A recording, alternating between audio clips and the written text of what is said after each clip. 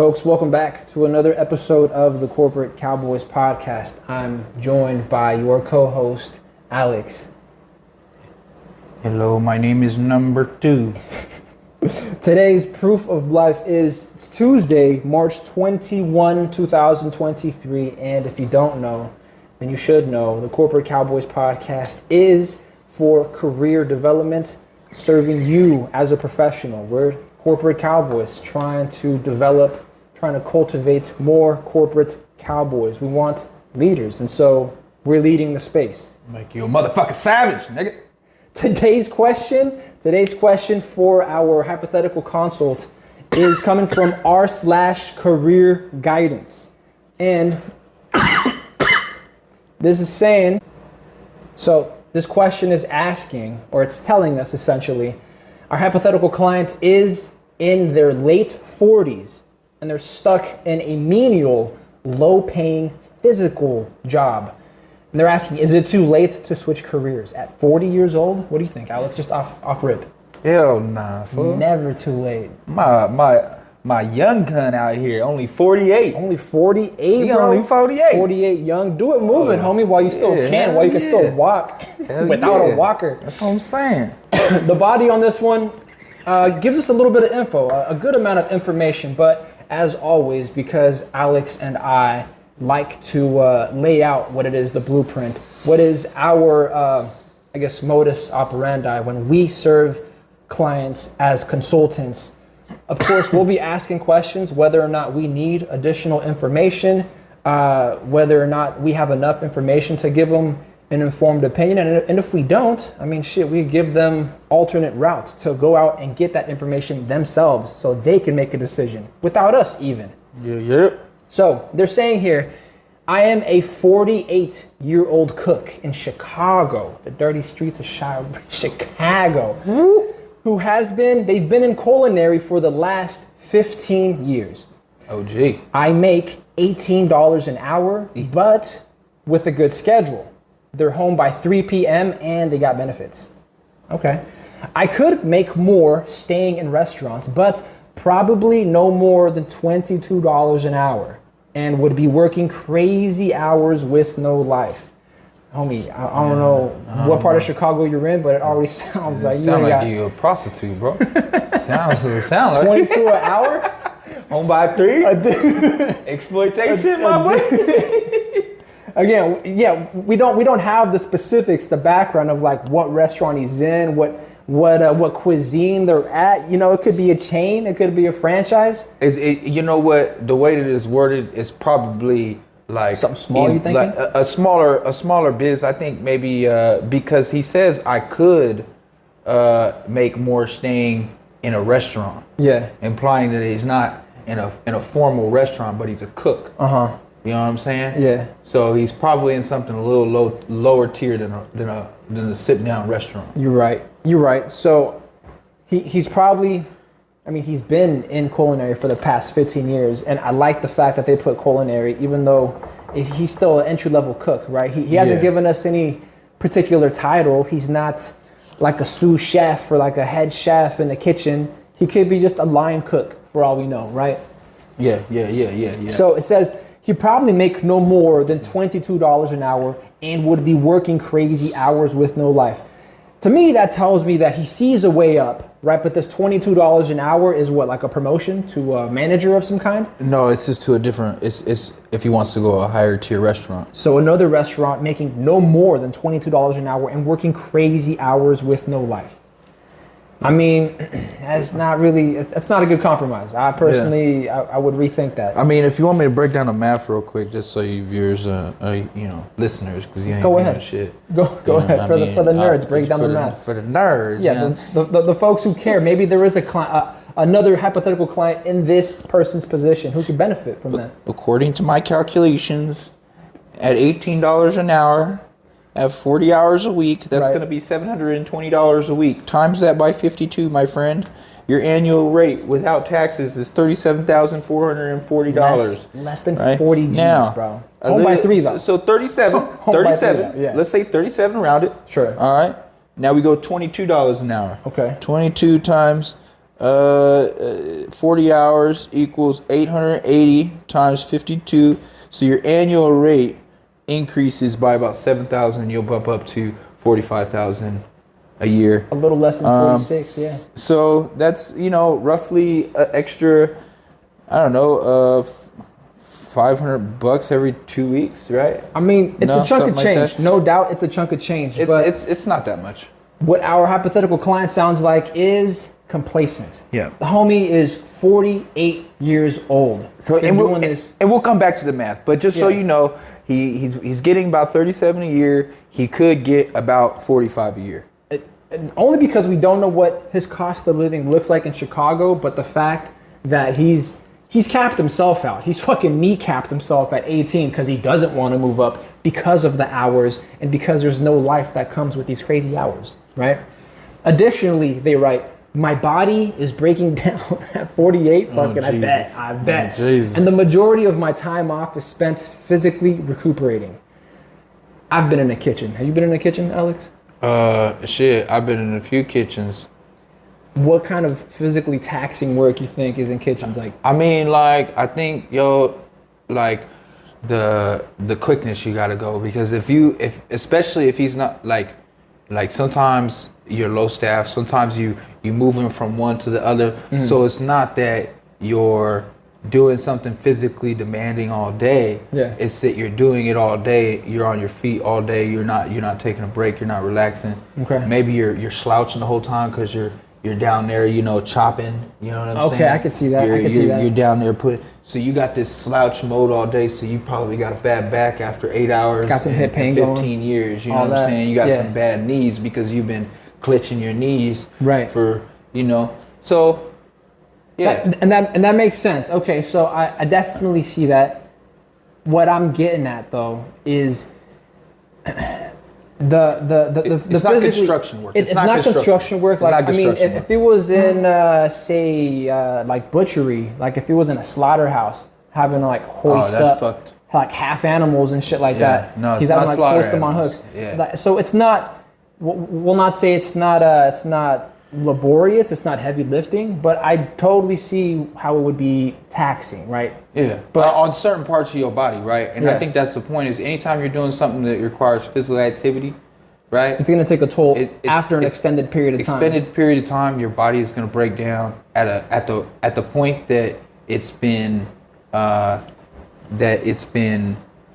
constantly penetrating. Yeah. You know what I mean? True. Okay. Like drivers, right? Drivers have really bad backs. Yeah. Because that's also because they're in one position for an extended period of time, and that penetrates through to their muscle, their tendon, their bone, and they feel it. And also at the end of a route. Also the suspension on a car, because it's going up and down, so you got a lot of wear and tear on the spinal. Okay. On the spinal cord. So, after a long period of driving, you end up having a fucked up back. Okay. All right. I wasn't so much shitting on this 48-year-old as much as I was saying like he's been in this position for 15 years. Fuck you, Alex. I know what you were thinking. Get off my boy. They continue. I'd prefer to change careers to something less physically taxing, or at least get fairly compensated for being in constant pain. Yeah, fair enough. I quit college a decade ago due to personal reasons, but was about 20 credits away from a film degree. Oh my goodness. Which I think would currently serve me no purpose to complete. You think, bro? You think? 20 credits away from a film degree? Yo, save yourself those 20 credits of tuition and put that money towards a certification or a license. Go to fucking culinary school, bro. Like, actually manage a kitchen. Don't just be the chef. You feel me? You could manage restaurants without having to cook. That's true. I mean, he's been in the game. So let's finish the facts, all right. And then we'll talk about what he could do. We'll break it down for him. Yeah. I've been tired. I'm tired. They continue. This is the last paragraph. I'm tired of barely making it every month and want to take it to a next level. Like, I would be ecstatic to even reach 50K a year. God damn. Any recommendations? Let's not judge prematurely, right? Yeah. Any recommendations for jobs that are entry level, dog, at 48, or require a certification I could get, ? Or would it be worthwhile to finish my film degree in some way? That line better be a fucking joke. Okay. I'm Right. so lost, they say. I really appreciate any input you have, as it's very depressing to feel stuck with no viable path out.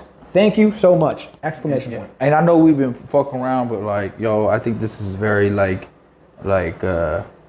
Not depressing, but it's sobering, bro, because there's people out there like this right now. I think it's relatable. Is what I was gonna say. Is True. Like, yo, like a lot of people realize after years and years of doing the same thing that, like, they want That they have no something, way out, or they they have no want way something out. They different. want something better. Yeah. You know what I mean? And they're already at the age of 40, 50 years old. Right. So I think it reaches out to a broad audience of people who could relate, and even younger folks. You know what I mean? I Who remember weren't 48, yeah. I remember feeling like that at like, you know, younger. At 23, You know what I mean? bro. 23, right? Yeah. Like, Yeah. you get those things. Like, is it too late to go back to school or whatever, right? Yeah. So what do you think the homie's option? Let's just list out different ways that he could approach this broadly. And right? I say this because we don't know his background. If we had this hypothetical client in front of us, we could interview them with an added degree of depth. But right? based on the facts, Yeah. right, that we got, what are his assets? I mean, first and foremost, every episode we got to give a disclaimer. Disclaimer to you motherfuckers. None of what we say you ought to construe as legal advice. If you haven't engaged us or retained us as attorneys or representatives, all this shit goes with a grain of salt. We don't condone any wrongdoing, any wrongful activity. You can't pin that shit on us. Not Pay yet. me to save me. You know what I'm saying? All right, if we had the client in front of us, what I would say is, it's obvious he's desperate, and I'm assuming their gender because a 48-year-old cook. Show me a woman who's doing that at 48. Cook, maybe a waitress or a server, right? Oh, them I might be jumping to conclusions. Them old Mexican ladies stay in the kitchen till they like, and I'm talking about the taco trucks. You see them like 80 years old. You're right. Getting it. I know one out here. Hey, but what do you think his assets are though? His assets right What are now. his assets now? Because you got to look before you can look at what he should do. Let's see if we can leverage any of his assets. What are his assets? The fact he has the experience, the knowledge, the know-how Of what? Of restaurant operations. Okay. Now, we don't know how much of the operations he's been privy to. Like, is he doing the ordering, the inventory? But he knows the business. We know he knows part of the business. He knows part of the business. Okay, That's right. he's got 15 years experience in the business. What else he got? He's 20 credits away from a useless degree. Is that we're gonna assume that that's an undergraduate degree, Yeah. right? It's not useless. The filming degree is useless. Yes. Yes. But he has college credits. Yes. He might be 30 units away from something marketable. So he's got a lot of college credits. True. Right? 20 away is a lot of credits. Right? Because that's 5 semesters worth. Or no, that's an easy 2 semesters. That's 7 semesters. Not 20 credits? How many credits Usually- do you take? How many credits you take for one semester? If you're full-time, I'd say anywhere from like 12 to 16. 16? Yeah. Okay. If he has 20 left, that He's means got like an easy 2 that means semesters, he's I think. probably done 3 years. Because he had 1 year left. Yeah. So he's yeah. got 3 years likely worth of credits. That's right. Right? So he's got 3 years of credits, college credits, right? He's got, He's gonna have to convert into something else it doesn't work. if he doesn't want film. We'll take care of that later. Yeah. Right? And yes, you're right. Some of it's film classes, but at the end of the day, if you're talking about a certification or a degree, all that really matters is the credits. Right. Right? So there's a lot of things out there, certifications that only require college credits or a certain amount of college credits. Yeah. Right? So he's got college credits. Yes. He's got 15 years of experience. You're right. And I In the guess kitchen. I guess we could leverage this or reframe this into an asset, but his state of mind right now, or because they don't tell us if they're male or female, right? But their state of mind right now is that of desperation. The fact that they want to do something different. They could leverage that as an asset, right? Because they're desperate enough to go learn, do something else. They're contemplating returning to school, right? I like that. So I we like know that. they want change. We know they want I different. like that. That is an asset. My boy hungry. My boy hungry. He's hungry. He wants something different. He wants to learn. They've placed themselves in a position where learning has now become a My boy an requirement. oxymoron. How you a cook and still hungry? You know what I'm saying? Woo. He's cooking. Oh, Alex is he's cooking over here. He's cooking himself. All right, but hey, so all right. He's got experience in the field. So the way I see it is he could take two routes. Right. And it really depends on his lifestyle. What he wants his lifestyle. Now, based on that, what you're saying there, his lifestyle, the lifestyle they want, you want to address their question here about what recommendations for an entry-level job or a certification? Because I think before that you have to look at what type of working here's let me explain and then I'll go into this. Yeah. And I think I can answer my own question because there's two options. Sure. You can try and find a job, right? Okay. And something that's $50K a year they want at least. Yeah. Right. Or you can go the entrepreneur route. Okay. And so here's the thing, if you go the entrepreneur route, if you like cooking, you just want to make more money, then you might be better served going the entrepreneur route. But here's the thing, here's the drawback, it's going to take a lot of work. And True. He's expressed and they're already 48. a unwillingness to do more work. However, I was the same way, but when I'm working for myself, I feel so much more fulfilled. Yes. Even though my back hurts, It's a different even feeling. even though my legs hurt, Right. if I'm working for myself, I feel more fulfilled. I don't mind working all those hours. Because you're building something Yeah. that you can call your own. And your Instead of going to profit work. margins are bigger. Exactly. You know what I'm saying? Exactly. And so if you want to make more money and you have a skill that somebody's willing to hire you for so that they can sell their product, Right. you can also sell that product. Like you're doing the thing of value in that business as the cook, right? Like that's the whole value in a restaurant, in a food place. You're the value. Now, what Alex is getting at here, it requires a higher level of thinking, of strategy, of planning. And for that, clients retain us, right? Because now we would have to find out more about this hypothetical client, whether or not their background suitable for that of an entrepreneurial lifestyle, whether or not they got savings, whether or not they got family, whether or not they got other dependents that rely on them. Because if they choose to go to work for themselves, they're going to take on a different form of stress. Yeah. And whether or not that's something that they can bring home to somebody else, or whether or not that's something that they could manage themselves, because it's a lot of self-management, really. Yeah. And you know what, man? Like, here's the thing. And this is what I was going to get to too. And I think you alluded to yourself, is that, like, you know, even though you're providing the service, the product, the reason why you haven't done it yet is because you don't know how to present that product to the general public. Yeah. In the appropriate fashion. You don't know how to get the business license. You don't know how to get the business loan. You don't know how to sign the lease. You don't know how to create the business entity, do the taxes, get the accounting. Like, that stuff is very important and it's necessary, right? But that's why you would have to be smart enough not to be able to do all these things, but to get the right help. That's right. Right. That's right. And I mean, like, as a corporate cowboy, as a person who's aspiring to be a consummate professional, you ought to recognize, our clients ought to recognize when it's time to ask for help, the right kind of help.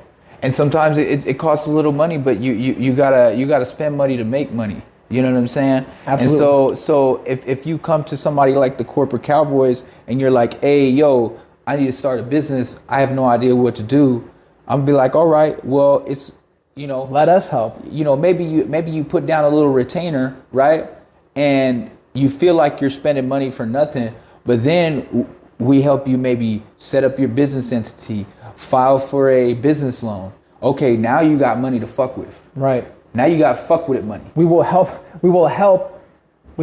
you take your idea from your mind, right, which is something you can't, I guess, grab or take hold of, and actually convert it into something tangible. That's what corporate Cowboys are about. That's what Alex and I do. And one thing you got to remember about an entrepreneur is debt is good. debt is good. Like for consumers, debt is bad, right? Right. But if you're an entrepreneur, you're not taking money and paying interest on it. You're taking money with an interest rate of like 4, 5, 6%, and you're trying to flip it for a way bigger margin of interest.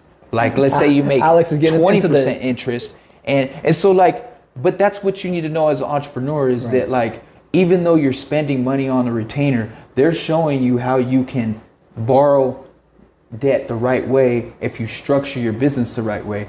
And a lot of that comes with complication. You just got to get help, and you just got to get somebody that's willing to help you. So if you want to go the entrepreneur route, then you're going to have to seek some professional help. But I think it's a viable option if you want that lifestyle. Alex is getting into the nitty gritty of it, right? And that takes a form, especially when you come to a consultant like this, right? It takes another degree of education. If you can't go to school for this, then go to somebody who already knows it, right? And you can learn from them, which is how you learn from us, right? And I didn't spend 15 years in the kitchen, right? So I can't tell you how to cook, but you can tell yourself how to cook, and then you can come, you know what I'm saying? And you can work with us to make your life possible, to make the life you want possible. Exactly. You want more than 50K a year? You want 50K plus? Yeah. Come fuck with us. Yeah, you do what you do, I do what I do. You want to be home by 3? You do what you do. You hire, You want to be home by 3? You hire a manager. You already. That makes sense. Yeah, you already knowing. You already knowing. All right. Now they're asking, is it worthwhile to finish my film degree in some way? I mean, again, if we had them in front of us, we could go into some depth about what their educational background is. If it was solely this soft science or this humanities and arts film degree credits, right? Maybe they got something there underlying that they could roll into some type of like small business education, right? That's all you need. I mean, you have the technical know-how for working in the kitchen and managing and running one. All you need now is a little bit more knowledge and know-how on the business operations side. Yeah. Likely no, yeah. But there are some instances. So I want to talk about some instances, actually. Sure. So regardless, so we talked about the entrepreneur route, right? Right. Now, if you want to go the other route and find like an entry level somewhere else and go somewhere else, you're likely gonna have to use those credits that you have, those school credits. Yeah. All right. Now you can do it a couple ways. Either you can go out there and get a certification that requires some credits and a list of other things, or you're gonna have to. So let's go to that option first. Sure. One example I like to give is an accountant. Alex, I'm gonna give you a challenge. Make it quick. All right. Okay. Give me 2-3 minutes, and then I Okay. got 2-3 minutes of an idea for you, which Okay. is I think has been obvious from the beginning, but we kept it for last for good reason. Go ahead. So an accountant, if you want to be a certified public accountant, Sure. right? You don't need a bachelor's degree. Okay. You only need a certain amount of credits, a certain amount of business credits, and a certain amount of accounting credits. Okay. So you could use the credits you already have to go towards that requirement, and then just go to a community college for like a year, and just take all accounting classes and business classes for a year, and in a year later you take a CPA exam, smash it because you're hungry, Right. and now you're an accountant. And it's not And not physically taxing. And you're a CPA accountant. You're not just a bookkeeper. You're a CPA accountant now. You have a certified degree. You didn't even have to finish your undergrad. I mean, what we're not taking into account is our clients' competencies. Why? Because they've already told us that they obviously placed into higher education. They already have these college credits. Yeah. All we're telling them is to fucking pivot. Yeah, That's all we're telling them to do. Just pivot a little bit. Take some community classes. Augment it. Another example might be maybe you want to be a lawyer, right? Right. Okay. Well, you're not that far. You might as well finish that film degree, not to finish the film degree to go into film, but so that you finish the requirement to get into law school. There you go. Which is a whole nother process, but law degrees are pretty fucking dope because you know, you finish that shit, you're 48, you finish by 52. Sure. You could work till you're dead as a lawyer. You could take what you know from film, you could take what you learn from film, and break into entertainment law, become an agent of some kind. You're on a computer all day. Exactly. You not as physically taxing. You could be on your deathbed typing. You know what I'm saying? Not as physically taxing. It's like I can work till you're 90. That's right. Now to return to that pivot, right? Okay. And I think this has been obvious from the beginning, because they're working at a restaurant right now making $18 an hour. Who's to say they can't just leave and get a job at another restaurant making more money, right? Yeah. I think the drawback to going that route is that we don't know our clients' circumstances. And I hammer on this point every episode, is that when you come meet with us, yes, we have an initial questionnaire that we ask, right? It's just to get your biographical info, what it is, how long you've been doing it, again, whether or not you have dependents, what your expenses look like, where you live, whether or not you're mobile, right? Because they could be tied down to Chicago when maybe there's a neighboring city that's got higher class restaurants where they could be making easily $30 an hour or more, right? It's just dependent on their circumstances and their situation. They just don't have access or opportunity for it. Now, I don't like judging our clients, but there are times when you have to talk to your clients in a manner that causes them to wake the fuck up, right? Yeah. Our client here, 48-year-old cook, they've been in this shit for 15 years. Who's to say they don't have vices, right? Who's to say that they don't have personal hedonistic pleasures, that they could be a fucking smack addict, smacking, only wanting $22 an hour more because these baggies with Fent cost more or some shit, right? Yes, sir. So until we know more information, which is why we might have propped up a good consult for you, but I'm here to also tear down those mental, I guess, structures and barriers that you have in your mind, you, the listener. Why? Because what we say or what we might advise the hypothetical client to do, you can take notes on mentally or on a piece of paper. I mean, these are questions that you want to ask yourself. You find yourself in a similar position, either you reach out to somebody for the help or you listen to somebody who is in the field putting in this work like Alex and I, right? Preach, girl. Now, you want to share this podcast, direct your associates, your family, your friends to us. You can find us on Instagram. The handle is @Corporate Cowboys with a Z. You can find us on Patreon. It's the Corporate Cowboys Podcast. You can shoot us donations if you feel, $1, $1 million. If you're a 1%er, fuck it. Hey, me. Right, you can find those links floating around. Any money that comes in is meant to keep this podcast free, and everything else goes to business expenses and legal fees. I always make a joke that it goes towards stationery and notepads and paperweights of a certain type. So yes, sir. Yes, sir. If anything, you can find us on clap, YouTube, click, clap. on Rumble, and I hope that Alex will join us again next time.